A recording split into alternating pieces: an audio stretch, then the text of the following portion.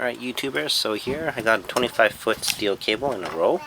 You can buy them in length, prefabricated, that's already flared with the connectors, but most of the time the flares are just single flare. I need double flare here. The pipe bender, because you don't want to be bending it by hand or whatnot, and this really helps you prevent putting kinks in it. The double flare tool, which I'm going to be practicing because I haven't been using this every single day. It's not something I'm perfect at, and you'll see why I have this electric tape here in a bit. The hardware store, and yes, I'm sitting on the ground, and I'll explain why in a bit.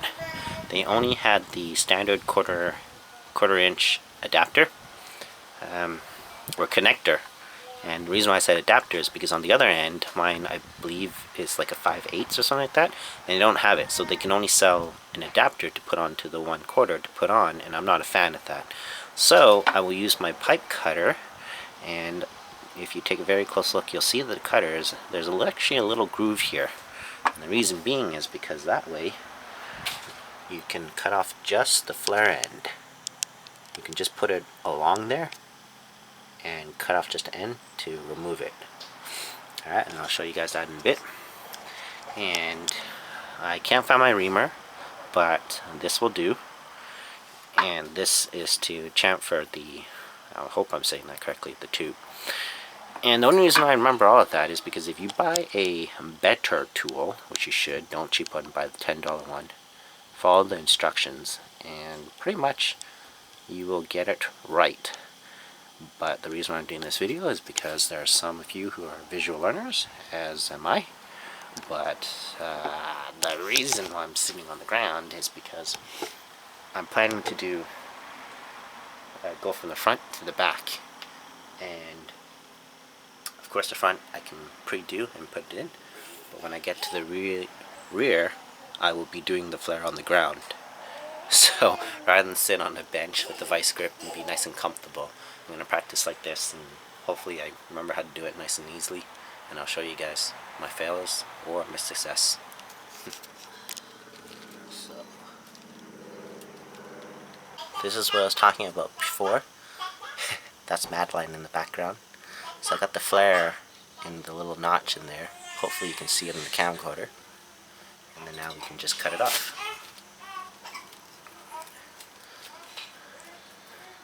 As you turn, crank it down. By the way, this cutter, they're like cheap. They're like $6.99. I originally got it from my home renovation projects. Alright. Wow, you guys are getting everything. Getting the cars, getting the planes, next thing you know, the helicopter. I won't hear the boat at least, we're too far away from that. Okay, and then it's right in here. Pull it out. Here we go. See? Just the flare end came off.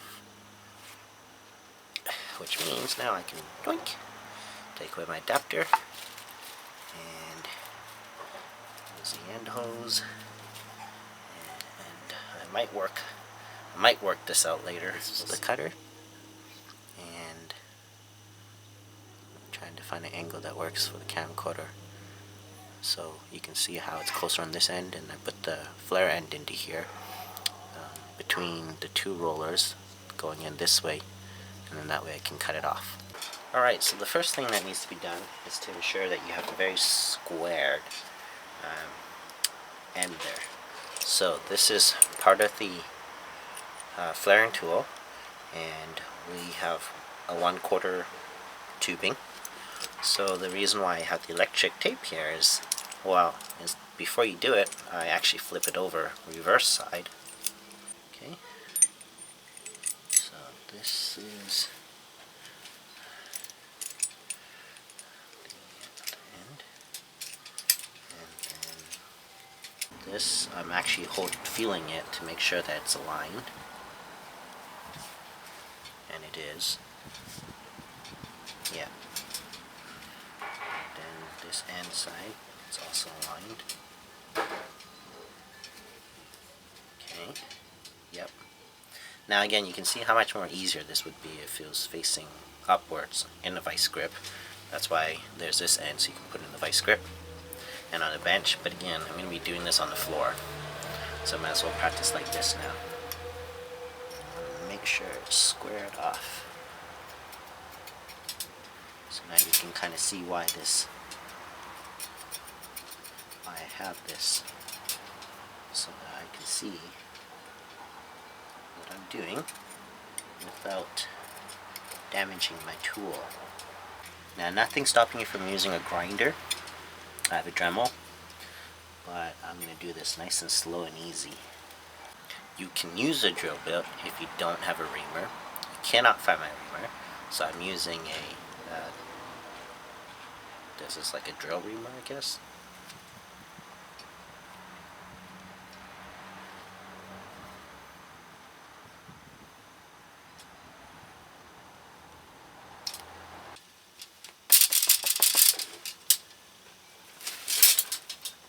You're supposed to chamfer it. Hope I'm pronouncing that right.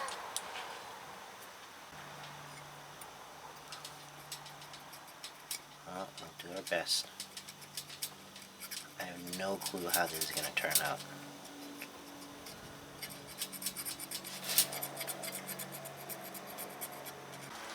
Alright, so I finished chamfering it. And again, I think I'm pronouncing that correctly. Might have crimped it down a little bit hard. You can kind of see a little bit of how I've done it. Sorry, it's hard to kind of show you guys. There you go. And so next thing now is I'm going to flip it around. How you know how much to put it through is to match the height of the little press. What you want to do is, here's the first anvil press, and you want to, the tubing, you want to bring up to this first step, right here. That's the height. And then this will be inverted and pushed down. But we are not going to do that, because the first thing I already did wrong, and I remember making the same mistake long ago, is this. Once you flare this, you'll be lucky if the other end is not done yet, so that if you forgot to put in your connector, you can still put it in. So try to get in the habit of putting it in first and putting it in the right way. Okay, so obviously this side in first, because you're gonna, well, I'm gonna thread it this way. So there's mistake number one. Alright, how this works is this little guy now, invert it, and you put it onto your tube. Hi, Madeline. Bring this guy right over, and I'm gonna take the camera here and show you guys how it's supposed to look like. So again, that was inverted, it's on top, and then the sharp point of this press anvil is going to be on top. Alright, now we're going to press it down.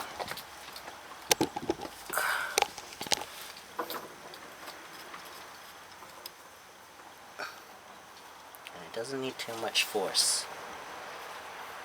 Again, this would be easier if you're on a bench with a vice grip, but that's not gonna be my case later when I'm doing this on the floor and finishing it off.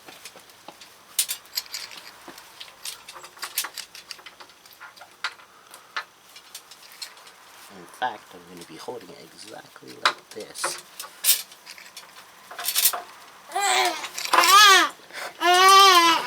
Hi, Madeline. You upset at something? Yeah, her rock collection. Oh.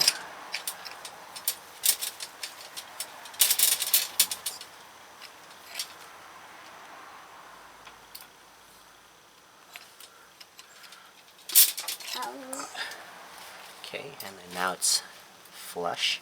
So I'm going to back it off.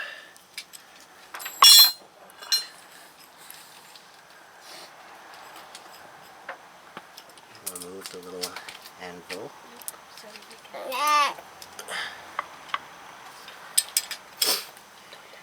And what I did not do earlier was put a little drop of brake fluid in.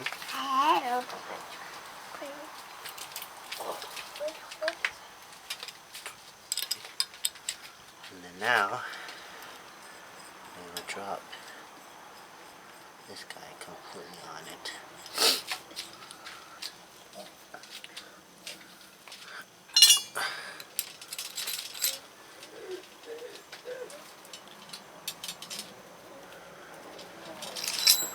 Oops.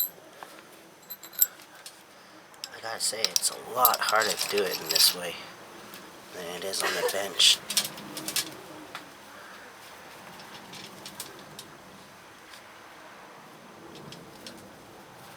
But it's exactly how I'm gonna do it later.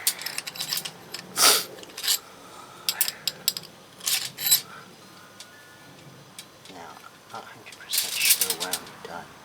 I think I'm done right there. Never need excessive force. Okay, let's remove it now. Let's see how this looks like.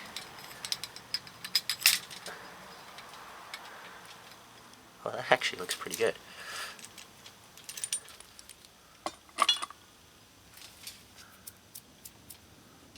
Oh yeah, that looks pretty good.